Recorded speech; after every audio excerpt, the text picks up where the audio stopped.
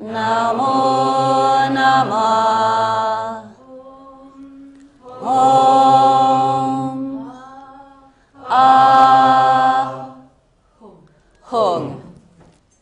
So, when I was a child, I loved poetry, and one of my most treasured belongings was a very old, battered poetry book. And on the first page, there was an ink drawing of a sort of shining land, and underneath it said some lines from Wordsworth, which were, "The earth and every common sight to me did seem apparelled in celestial light." I was only about nine then, but those words spoke to me so deeply because they expressed my own feeling for the beauty of the world. My sadhana, the visualization practice I took up when I was ordained, was Green Tara, and she's always been associated, somehow quite mysteriously with nature. So she's a female figure. She represents an aspect of the enlightened mind, and what she symbolises is active compassion. She has her right hand stretched out in a gesture of infinite giving, and with her right foot she steps down into the world to go to the aid of living beings. And there's a very beautiful story of another Buddhist figure, Avalokiteshvara, who weeps for the suffering of the world, and from the lake of tears that Avalokiteshvara weeps, Tara arises. Shortly after I was ordained 2 years ago, I went to visit Bhante, our teacher, Urgyen Sahajatara, along with my good friend Apeksha Devi.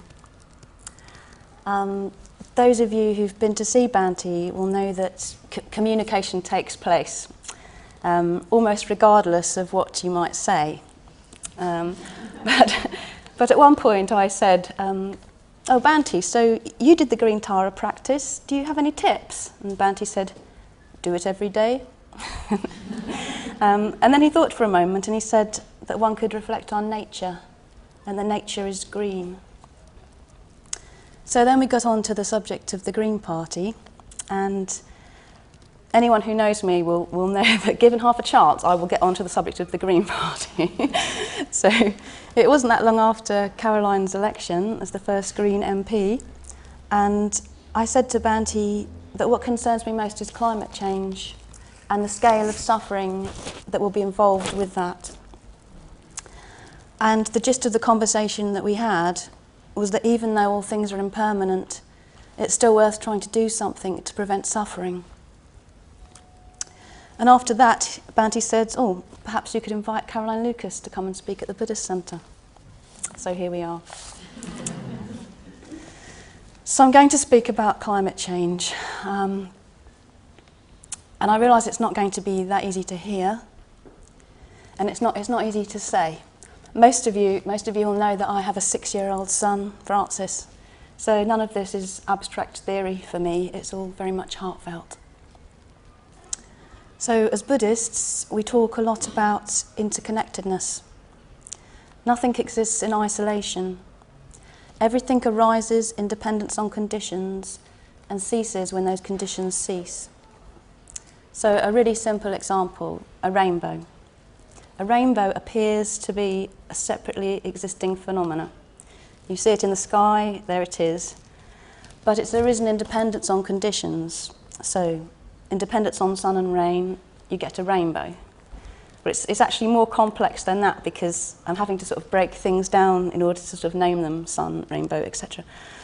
But for the purposes of now, let's say in dependence on sun and rain, a rainbow arises.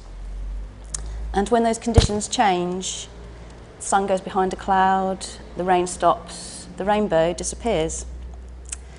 And the same is true of all conditioned things, from our mental states to our solar system. And the conditions that made life on Earth possible have not occurred anywhere else in our solar system. And the conditions that sustain life on our planet are being altered dramatically by human activity. Specifically, the burning of fossil fuels, leading to what we call global warming or climate change. As more heat's trapped, the sea ice melts, less heat's reflected back into space. And eventually, if it hasn't done so already, this process will become self-sustaining, or what we refer to as runaway climate change. In Alaska, the permafrost is melting, releasing methane, a far more potent greenhouse gas than carbon dioxide. Sea levels are rising, and the rate of that rise is accelerating. More than 20% of Arctic sea ice is gone already, and in recent years we've witnessed the highest average temperatures in recorded history. So the UN estimates that by the middle of this century there may be 150 million environmental refugees at any given time. Refugees from climate change, 150 million. And it can be hard to see what the fruits of our actions are, both positively and negatively. Vadralila once said to me that it's a bit like an apple tree. If you think about an apple tree, the apple's the fruit of the tree, but the apple doesn't look anything like the tree. So increased flooding in Bangladesh may not look like the fruits of our actions in the West, but it is. The Intergovernmental Panel on Climate Change, IPCC, in 2007, using various different climate models, came up with some projections for the rise in global surface temperature this century. Their lowest case scenario, which was based on us as a society managing to dramatically reduce our CO2 output, was a rise of between 1.1 degrees Celsius and 2.9 degrees Celsius. The highest case scenario gives temperatures of between 2.4 Celsius and 6.4. But global emissions for recent years have been higher than even the worst case trajectory. And currently we're heading for a rise of 4 degrees plus. Okay? So it used to be said that in order to avoid runaway climate change, we needed to stay below 2 degrees. But recent analysis has shown that this is in no way a safe limit, and that even a 1.5 degree rise looks pretty nasty. And as I've said, we're already heading for a 4 degree plus rise. A rise of 1 degree will bring about the collapse of the Great Barrier Reef. Even if we stopped producing CO2 tomorrow, we're still committed to a rise of at least 1.4 degrees plus because of the CO2 we've already released. A 3 degree rise will bring about the complete collapse of the Amazon ecosystem and the very real threat of conflict over water around the world. So there's even more to this, I'm afraid. I'm going to say something now about peak oil. So peak oil, what is peak oil? Well, very simply, it's the point in global oil production where we've used up about half of our oil supplies. Oil is a substance that was laid down in our oceans 90 to 150 million years ago. It's a finite resource, and our modern world is completely dependent on it. So the peak is when we've used up half of our oil supplies. Production has peaked, and after that it begins to decline. So the majority of estimates place this peak as being between 2010 and 2015, with very few credible researchers placing their forecasts beyond 2020. Once the peak's reached, the gap between supply and demand begins to steadily widen, and it will become an increasingly expensive commodity. Already, oil companies are resorting to more and more desperate measures to reach hard-to-get-at oil, for example, the tar sands. And this is set to greatly accelerate the process of climate change. But the crux of the matter is food production. So, up until about 1800 or so, there was about 1 billion people on the earth. Now, the second billion, post-industrial revolution, took only 130 years, 1930. The third billion was reached just 30 years later, 1960. and currently there's about 6 billion people on the planet. We now produce food on a massive scale using fossil fuels in the form of fertilizers, pesticides, hydrocarbon-fueled irrigation systems. It's refrigerated, stored and transported by sea, air and road. And all this we do with fossil fuels. I would say that without localization of food production, and soon, society as we know it will collapse. There's a lot I could say about this, but I haven't got time. I'd just like to recommend the Transition Handbook, From Oil Dependency to Local Resilience. It's basically about the power of community, and Lewis is a transition town. Brighton doesn't currently have a transition initiative. There's a couple of groups that I'm sort of hoping might be on the verge of becoming them, but I've been looking into myself, to be honest. I've started looking into myself with the idea of starting something myself. So if there's anyone with a serious interest in this, I'd love to hear from you. So where does politics fit into all this? I'm sorry to have to speak so plainly, but the government we have now, they're not going to do anything about climate change. Here's a couple of quotes that I like. On the issue of climate change and the environment, the political system has failed us. It's not first and foremost a crisis of technology. It isn't even a crisis of public opinion. If you ask people, do you want solar power? Do you want energy efficiency? The answers come back overwhelmingly, yes, we do. But the bridge across the chasm of public opinion to public policy that's called government, that bridge has fallen into disrepair. So here's another quote. The reality is that we have very responsive political leaders. They're just responsive to wealth and corporate power. People say, why aren't politicians responding to the global crisis? Because they're responding to a higher power. And right now, that higher power is the fossil fuel industry. So what's different about the Green Party? Well, I've been involved with the Green Party for 4.5 or 5 years now. I've done a lot of leafleting, a fair bit of canvassing, and I'd say quite a lot of consciousness raising. I did used to carry this bag around with me everywhere. Caroline Lucas, MEP. Thinking of it as publicity. And then until one day I got a bit of a reality check of seeing myself as sort of harassed mum on the bus with my autistic child screaming on the floor of the bus because he couldn't get the seat he wanted, with this sort of skanky looking bag that had obviously been washed at low temperatures with sort of eco cleaners. I've stopped using it.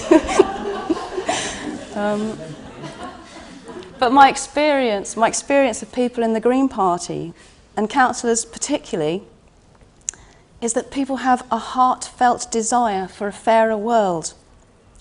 And I believe the party has the skills to make that a reality. So my vision is of a green government. And I'd like you all to consider helping to make that happen. I did about 3 hours leafleting the other day. Admittedly, it was quite hard to find 3 hours when it wasn't raining or I didn't have Francis. But I covered 6 streets. You know, imagine how many streets we could cover, all of us together, if we all did 3 hours. I'd like you to think about it. You could come along to the Engage Buddhism group that we have here. Next month, Mokshini and myself and Julia and my friend Kat, we're going to be doing a green energy event. We're going to be trying to encourage as many people as possible from our Sangha and our interfaith contacts to switch to a green energy supplier. So our Kupa writes in his book Touching the Earth that we need to come to a place of accepting that there's more suffering in the world than we can hope to address in any imaginable timescale, but that we shouldn't let that daunt us from making a start. Gukyapati and Maitrasara suggest that we should do each act for its own sake, because it's an expression of truth, of generosity, of love, of fearlessness. Actions have consequences, and non-action has consequences. And to my mind, this is not a time for non-action. I recently read in Positive News that at a gathering of 1,500 members of the Quakers in the UK, an official commitment was made to become a low-carbon, sustainable community. A participant said, "There was a call for us to move beyond our comfort zone and be prepared to make uncomfortable changes in response to the enormity of the challenges we face." So, is this something we could do? I'm going to give the last word to the Lord of the Rings. Frodo.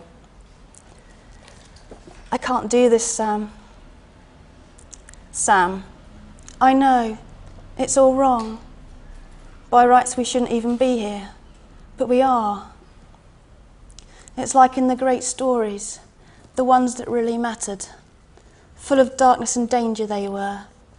Sometimes you didn't want to know the end, because how could the world go back to being how it was after so much bad had happened?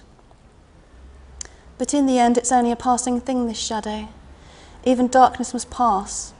A new day will come, and when the sun shines, it will shine out the clearer. Those were the stories that stayed with you, that meant something to you, even if you were too small to understand why.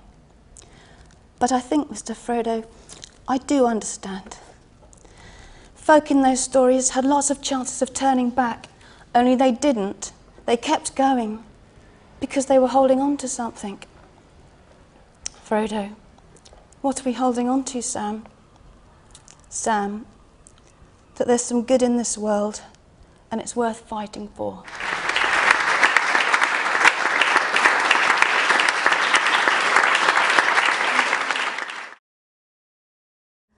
What I thought I would do was say just a little bit about how I got involved in green politics and what it means for me, and then perhaps how that relates back to some of the enormous challenges that we've just heard about. So I joined the party back in 1986, which is quite a long time ago, and I just read a book by Jonathan Porritt called Seeing Green, and if anybody fancies looking at it, I think it's still really stands the test of time, actually, which is a good thing and a bad thing in the sense that things are not much better and haven't changed in terms of being more positive, really, than he wrote about in 86. But that it had a real kind of clarity. And what I loved about it was that it was bringing together really the different aspects of my life at the time. I was very involved in the anti-nuclear movement. I was also involved in women's movement and doing a bit on environmental issues at that time.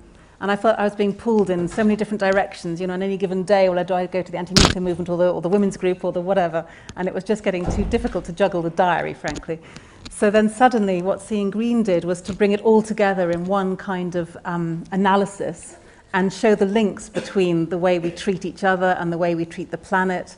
And that same mindset that thinks that nuclear weapons could possibly be justified is the same kind of mindset, perhaps, that is able to exploit the planet to the point of potential extinction and treat people that live on the other side of the world as if they had absolutely no humanity. Otherwise, how could we possibly live in the way that we do, in a sense? And so to see the connections that I found in that book, in Seeing Green, really made me realize that all of these different areas that I was being pulled were actually deeply connected, and that within the broader green political framework, you could find responses and potential solutions and ways to address all of them at the same time. And so it meant that I didn't have to go to so many meetings. That was wonderful. I could just go to the Green Party meeting instead of 10 other meetings, so that was good. And for me, it really was that moment, sometimes how you read a book or you hear someone speak or a thought comes to you and you just know your life's changed.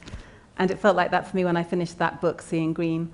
And I was living in Clapham at the time in a really grotty bedsit, and I was doing some research at the British Library. And as I closed the book, I noticed that it said that the Green Party office was based in the Clapham High Road. So I thought, this is just meant to be. This is just perfect. So I marched out of my bedsit and up and down Clapham High Road looking for what I fondly imagined would be a large building with a plaque on the wall saying Green Party. And I couldn't find it anywhere until eventually I found a kind of broom cupboard behind a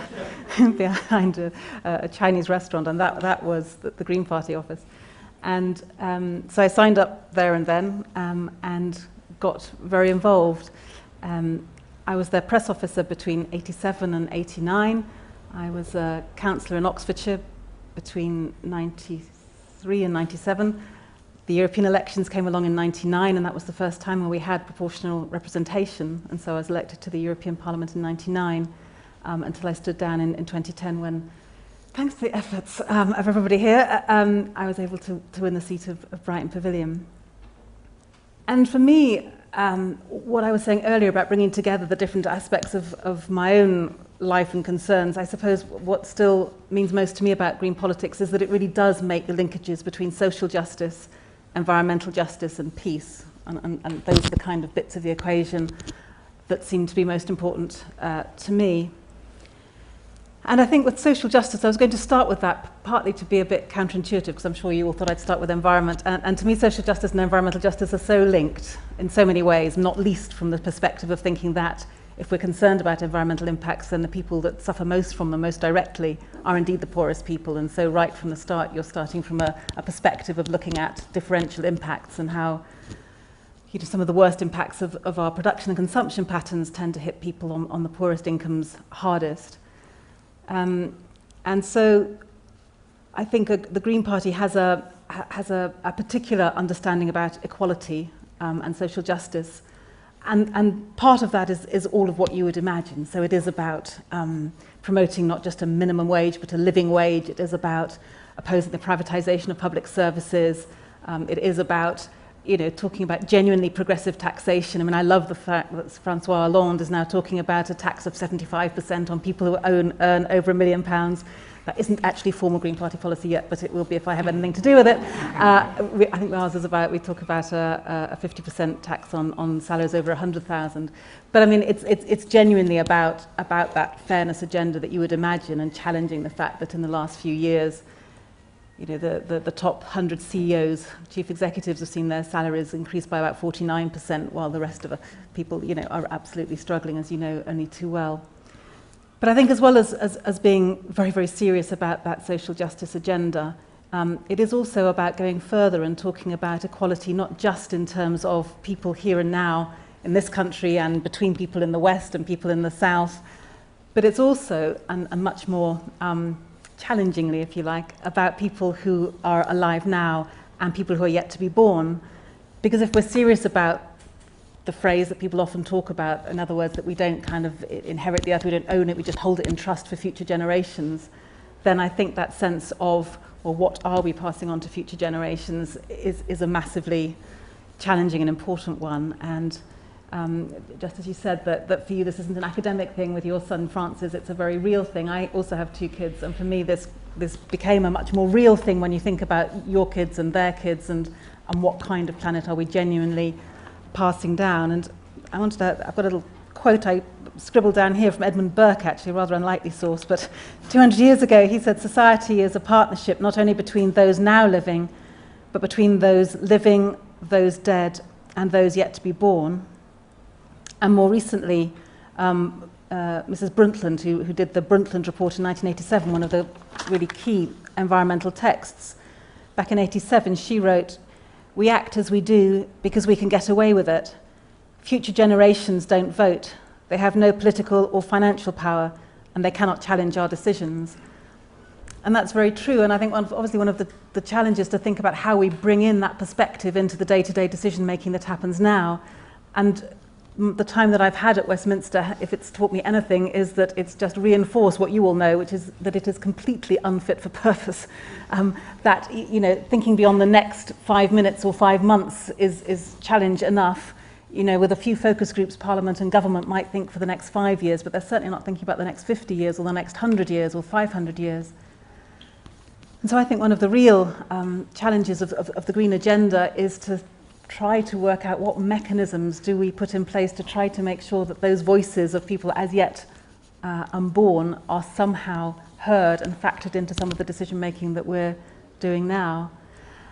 And maybe what's unique about the Green Party too is we would say that about future generations. I think most of us would also say that in some way about other species as well. I think that we have more of an ecocentric point of view than being purely anthropocentric. I mean, we do talk in our manifesto very strongly about animal rights, and I think that our policy on animal rights is a very strong one. And I think that is a recognition that we are just one bit of a web, and trying to get away from that old-fashioned idea that humans are at the top of the the hierarchy, and therefore anything below us is there simply to serve us. I think it's important to talk about intrinsic value, and I think it's important to talk about morality, even though that's perhaps a loaded word. But one of the things I worry about a little bit is that in the decision making that happens now, we put everything into economic terms, and even as environmentalists we do that too, or I do that too. I should perhaps only own what I do, I don't know what you do, but I know that, for example, if I have 30 seconds on the Today programme to make the case against nuclear power and a new nuclear power station at Hinkley,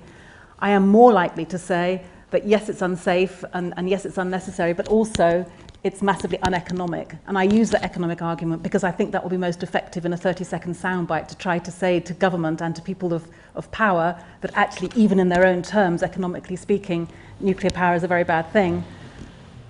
But am I ceding, by doing that, too much ground to them? Did that then take us much more onto the economic grounds? And the dangers of that, because some things can't have price tags on them. We don't know the cost of the last tree before it gets cut down. We don't know, you know, the tipping point for climate change. We're not sure which last act it will be and what cost you would put on that, the doing of it, whether it's a new airport or if it's a new road system or whatever it is. So trying to put prices on everything is very seductive in one way, but it does lead us into some quite dangerous ground on another way. And so I was kind of challenging myself, what would I feel about going on to the Today programme and saying to John Humphreys, well, no, I'm against it because it's immoral. And maybe that's more powerful. I don't know. It's an open question that we could discuss. But I think we do need to get some of that language back. Otherwise, we cede too much of the ground to the other side. So future generations, how we get the voice at the table. And there are different mechanisms, actually, that some countries have tried looking at, and they're all quite cumbersome. But, for example, in Hungary, which in many respects is not, right now at least, a model of any kind of good politics, but they did, under the previous administration, set up what they called an ombudsperson for future generations. And this person has a seat at the cabinet table and has a role of scrutinising all policy as it comes through the government, and can screen that against a set of criteria, trying to imagine impacts in 50 years and 500 times, and has some power of veto if they think that would be overstepping what is compatible with that kind of perspective. And that will be one way of doing it. But it seems to me that the short-termism of our current system, our current political system, is so... The word that came to mind was deadly, actually, and I think it's probably quite an accurate word in this context. It really is. If we're only ever looking at chunks of 5 years at a time, then we really have some big problems. And that takes me on a little bit to some of the environmental justice issues, I guess, in the sense that my biggest worry is that we're running out of time, and that's what I love about Buddhism, actually. It stops me panicking about this quite so much, because maybe we can talk about that later too, but I loved your bit of poetry. That was beautiful. And I was trying to think, what's the piece of poetry that I keep coming back to? And actually mine's from Andrew Marvell, who was a metaphysical poet from the 16-something or others. And it's not nearly as relaxing as yours, because mine runs, and at my back I always hear time's winged chariot hurrying near. And I say that to myself about 10 times a day. I'm probably quite pathologically insane, really. But that sense of we're running out of time is something that I feel really, really strongly. And when you hear the scientists who are telling us, as you heard, that tackling climate change, we don't have forever to get it right. You know, the next 5 to 10 years, literally, specifically, and absolutely, could make the difference between whether or not we do trigger those tipping points that we heard about, or whether or not we have some chance of getting off the collision course we're currently on with climate catastrophe. And when you really internalise that, if you really think, actually, because of the cumulative impact of greenhouse gases in the atmosphere, that's what makes action in the next 5 to 10 years so important. It's not enough to think, well, we'll carry on as we are for another 5 or 10 years, and then we'll make more dramatic action in 15 or 20 years. It doesn't work like that. By that time, the extra impact of the emissions that will already have collected in the atmosphere will be that much more difficult to address. That these so-called tipping points, this runaway climate change, is much more likely to happen. It's much more likely that we will then get to that point where the sea ice has melted, and therefore the sea is absorbing the sunlight instead of reflecting it, and therefore, you know, you start to see the peat bogs beginning to melt and give off the methane, and then it's really, really into difficult times. And so that sense that kind of the next 5 to 10 years is critical is both an absolutely sort of terrifying responsibility, but it's also, if you turn it around the other way, an awesome opportunity. You know, I think anybody living today, you know, we can't be saying, well, we don't know what's the big issue of our day? There's no big issues of our day. We have some pretty big issues here. And the thing that I just spend a lot of time thinking about is how do we mobilize the political will and the public momentum to act fast enough? Because if it was the case that just writing ever more dramatic leaflets in very small type and handing them out was going to be enough, then we'd be home and dry. We've done an awful lot of that. But we know that actually terrifying the life out of people is not the best way of motivating behaviour change, that actually painting a more positive picture of what the world could be like is far more likely to lead to the kind of change that we need to see. I don't know if any of you saw the film The Age of Stupid, but it was a film based on the idea of some kind of climate catastrophe, and it features Pete Postlethwaite, who is the sole survivor of some kind of climate catastrophe, and it features him in 2050, looking back to today now and going through a whole load of real news footage, so genuine news footage that's been either in the UK or the US or Asia or wherever. And when you see it like that, because of course one never sees year after year of selective newsreel, but when you see it like that and all of this stuff basically talking about the hottest summers, the wettest summers, the biggest forest fires, all of the kind of evidence of a climate changing. And there he is, the sole survivor in 2050, looking back to today, and he says in words that still make the hairs go up on the back of my neck, why is it, knowing what we knew then, we didn't act when we still had time? And that to me is just simply the most compelling question. What is it? It's not that we don't know, it's not that we can't afford it, it's not even that we don't want it. So what is it that is stopping us making the changes that need to be made in order to get us off this kind of collision course we're on? Is there that sense of this wonderful species that we are, and yet we're in danger of spending all of our time monitoring our own extinction rather than taking active steps to avoid it? And there are a lot of answers to that question, and partly it's a very natural human response to be in denial about very unpleasant things, and so that's part of it. There are very powerful vested interests who don't want us to believe it, and we know what the oil companies are doing when they fund these so-called climate institutes, which spent their whole time pumping out misinformation very, very successfully in the US and sadly increasingly effectively in this country too. But it's also perhaps that we've allowed ourselves to be seduced by some of the language about how advertisers and everybody else around us would like to see us, that we are customers, not citizens. One of the things that annoys me most is when people talk about me as a customer. I am not, first and foremost, a customer. From time to time, I may be a customer, but I'm a citizen and I'm a person and a human being, and that means that I have a whole set of interests and concerns that are much more than just the price of a good to be bought in a shop. And if I could recommend a book to you as well, I would recommend Tim Jackson's book called Prosperity Without Growth. And this is a book about how we can be prosperous in its broadest sense, not richest, but having the strongest quality of life in a way that doesn't depend on endless economic growth. Because what is clear is that our current models of production and consumption are simply incompatible with any sense of getting off this collision course that we're on with climate change. And that means that we do need to make efficiencies, and we do need technology change, we do need renewable energies, and all of those things, for sure we need all of them.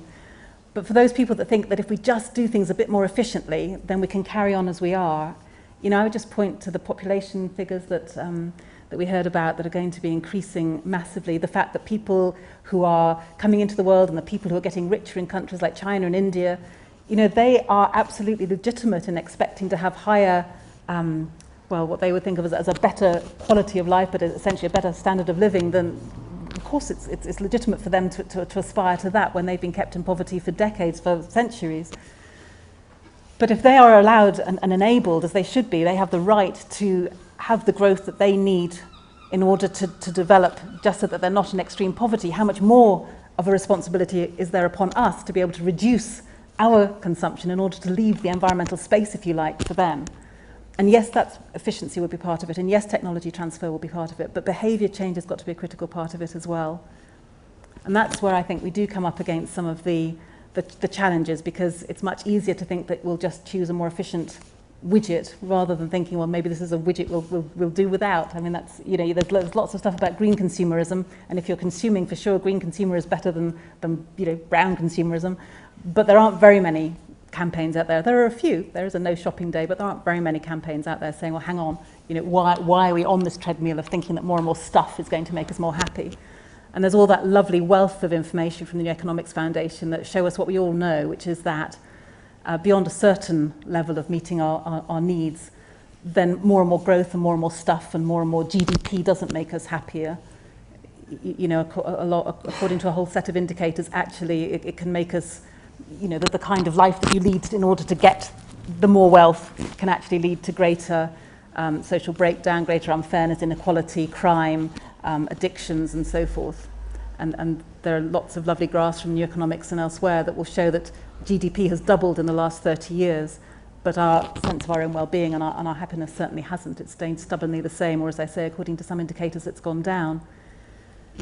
But in that lovely book, Prosperity Without Growth, Tim Jackson, he's an interesting guy actually. He's a professor, and he was on the government's Sustainable Development Commission until one of the very first acts of the greenest government ever was to scrap the Sustainable Development Commission, which was the very body that might have told it if it was having any success at all in becoming the greenest government ever. So obviously the government had a bit of an interest in getting rid of this thing just in case it said the wrong thing. But he wrote a report for that Sustainable Development Commission, and when he wrote it, the story goes that the government who was commissioned it essentially insisted that he put the question mark after it. So when he wrote it for the government, it was sustainability. Prosperity without growth, question mark, is it possible, or is this just ludicrous? And then when he published it himself by Earthscan as a book, out went the question mark. It was prosperity without growth. We are going to crack this. It's a difficult one. But he has a lovely analysis there of how so many forces around us are bombarding us through the advertising and elsewhere, basically telling us that if we don't consume the latest whatever it is, we're not sexy enough, we're not good enough, we're not beautiful enough. And he has this lovely phrase where he says, we've been persuaded to spend money we don't have on things that we don't need, to make impressions that don't last, on people we don't care about. And I think that's just kind of beautiful, and that's part of the stuff, I guess, that we're up against. So painting that picture, I'll just come back to that perhaps. Painting that picture of what a greener lifestyle can be like, that it's not sackcloth and ashes, and it's not shivering around a candle in a cave, because that's not very attractive. But what it is about, a more balanced quality of life and a better quality of life in some ways. And again, I pay tribute to New Economics Foundation, who I think are in the forefront of trying to map out what that would look like. Because if we have an economy that isn't based on generating more and more stuff, then that obviously raises big questions about, well, what jobs is everybody going to be doing if we're not in fact just making widgets that people buy and then we create pollution and so forth. And so they've got some really interesting modelling around, well, what would it look like if we genuinely had a 21-hour working week? How could we make that work? How would everything else need to work to make sure that what you earned in that 21 hours was enough to be able to, to enable you to live a good life in a way? And they're very good at talking about the things that really matter to people in their lives, which isn't necessarily just always being at the office or indeed at a factory line or whatever. There aren't many people as they get to the end of their life and look back on their lives think, oh my God, I wish I'd spent more time in the office. They're more likely to think, well, maybe there are other things I could have spent life doing, which might have been more fulfilling and so forth. And so I think the more we can look at other models of how we could imagine a society where kids are playing in the streets again, where you've got more time for building relationships with your neighbours, with your friends, when you've got more, when you've got homes that are properly energy efficient, when you've got public transport which is properly affordable. I mean, there's so much once you start to paint what a greener society would look like that is actually very, very attractive, irrespective of the fact that we need to change because of peak oil or because of climate change. Then I think if we could get better at painting that picture, as Rob Hopkins does actually in that transition handbook, then I think that's much more likely to be a way of inspiring people to change, because I think that's what we need. We need inspiration. I was just going to end simply because I said at the beginning, social justice, environmental justice and peace, and peace does seem to be a very large part of the equation as well. And as you'll know more than most, peace is more than the absence of war. And if people spent as much time trying to work on conflict resolution and peace building and the tools that we need, if they spent as much time doing that as they do, manufacturing weapons of war, then the world would look very different. And it is very extraordinary, really, how even at a time of such austerity, because the government keeps telling us, the money can be found for more Trident spending. I mean, you may have heard an announcement just last week that another 3 or 4 billion has been found, even though they've put off the decision about whether or not to replace Trident nuclear weapons until after the next government. They're already spending billions now on the assumption that it will go ahead, and it'll be just like those aircraft carriers. You know, those aircraft carriers that we can't afford, but we couldn't afford to get out of the contract, so we're just going ahead with them anyway, even though we've got no weapons to put on them, which is quite a good thing, really, but it just does sort of point to the stupidity of spending money in that way. Well, the same thing's going to happen with Trident, and that's exactly what they're trying to do. And so we're broke, and yet we find 3 or 4 billion for Trident, and we're broke, and we find more money to keep the war going on in Afghanistan. You know, I just think we need to challenge this idea that there is no money. You know, first of all, there's plenty of money. It just depends who's got it and what they're using it for. And maybe sort of getting people to be a bit more literate about money in the first place, in the sense that, you know, the Bank of England has already put 325 billion into quantitative easing. I mean, you wouldn't feel it because, unfortunately, the private banks have kept hold of it. They haven't passed it on into the economy. But we can make money through credit creation. It's not, you know, if we wanted to use that money, that quantitative easing money, that credit, for more positive things, like a mass programme of insulating every single property in this country so that people weren't dying of fuel poverty, as they still are in the 21st century. Even in a country, the 7th largest economy in the world, we still have people dying prematurely because they can't afford to heat their homes. 6.5 million people in fuel poverty. A programme of insulating all of those homes would, you know, do a huge amount in terms of getting their emissions down. It would do a huge amount in terms of jobs. It would stabilise the economy. So if we want to look at places we could be putting money instead of putting it into Trident, then there are so many ways we could be ticking the boxes of job creation, of environmental work as well, getting emissions down, and job creation and tackling fuel poverty. So I guess I would just end by saying that there's nothing inevitable about the way things are being done today, that it is all political priorities, and just as the government right now can prioritise weapons of destruction and, you know, getting rid of the 50p tax rate and, you know, all of the things that are actually making our world more dangerous and more unequal, you know, it's down to us if we want them to prioritise different things. There's nothing stopping them doing that. There's nothing stopping any of us doing that except for the political will, which I'm very much hoping that we'll find in this room and beyond.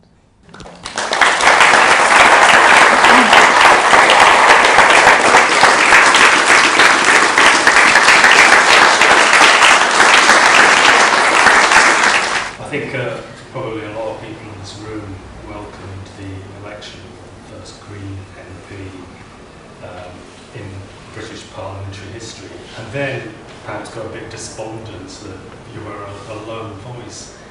Are there any other MPs that you find any common cause with? Or are you a lone voice? It is a bit lonely, but no, there are people that you can work with on a range of different issues, and actually that's really crucial, because obviously, as one MP, rare will be the occasion when I can swing a vote with my vote alone. But it is possible to find other MEPs to work with on different aspects of the whole agenda. And so, for example, you know, people like Jeremy Corbyn and the kind of the left of Labour who you'd imagine and know on issues around Trident, let's say, and nuclear weapons.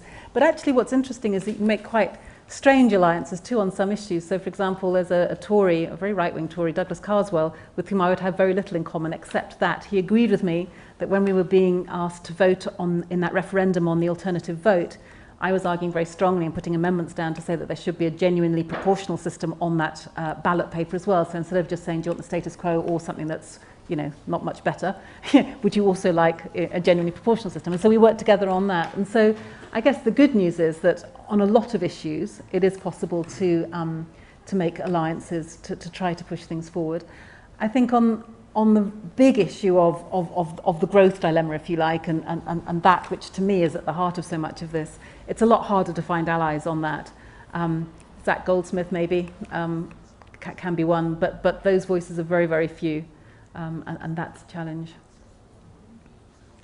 Can I ask you about something that I read about the other day, and I can't remember today, but the idea of ecocide as an airline? Yes. And was she going to the European Court with that idea? I'm not quite clear about it, but I thought it was potentially an extraordinary, huge idea. No, it's a brilliant idea. This is a barrister called Polly Higgins, and she's for the last few years has been working on this concept of ecocide, which she would add as just as we have genocide and a range of other kind of war crimes, we don't have a crime that is about destroying the planet. And so she, with her legal background, has drawn up some really thorough and rigorous texts about how this law would work and how you would be able to put CEOs of oil companies on trial. And she's taken it both to the Rio summit, which has been going on just now, as you know, but also to the UN, and she's getting quite a lot of backing for it. So it's quite interesting, and she also has been running a couple of mock trials just to see what would happen, with jurors genuinely taken from the public, so not stacked to be people that already think that the environment's really important, but just ordinary people, if you like. And it raises quite a lot of questions. So, for example, if the punishment for damaging the planet is a monetary punishment, then in a sense those companies have so much money that frankly it doesn't cost them much. And so then they were looking at, well, you could look at prison sentences, but actually how about looking at reparations? In what way could those companies be using their resources to begin to make some kind of reparation? So I think it's an interesting lever, even if it doesn't go any further, but if it does go further as well and actually becomes a law, then I think that's great to have one more tool in our arsenal, if you like. That's not a very good analogy. One more useful mechanism in our peaceful box of tricks. Following on from what you just said, I want to talk a bit about the collapse of the bee population. I read in The Independent that you challenged the government on the sale of the pesticide that is alleged to be causing the collapse of the bee population. It's interesting. I mean, France, they have banned. Yeah, they banned it outright. Why can't we? But they'll definitely want some more research. It wants to wait till the whole bee population's dead, and then. I mean, it is maddening. It absolutely, and all of the kind of tools we thought we had around the precautionary principle and all of that, ought to be kicking in at this point, because there's a lot of evidence that this particular pesticide is at fault. And yet, even with that, DEFRA is still holding out because it's in the pockets of lots of the pesticide companies and so forth. But just because you mentioned the elephant in the room, and just in case anyone else was spotting elephants, I just wanted to put it on the record, from my perspective anyway, and other people might have different ways of putting it, but I just want to say that I do think that the Green Party is an anti-capitalist party. Just in case anyone's going to ask. Just in case.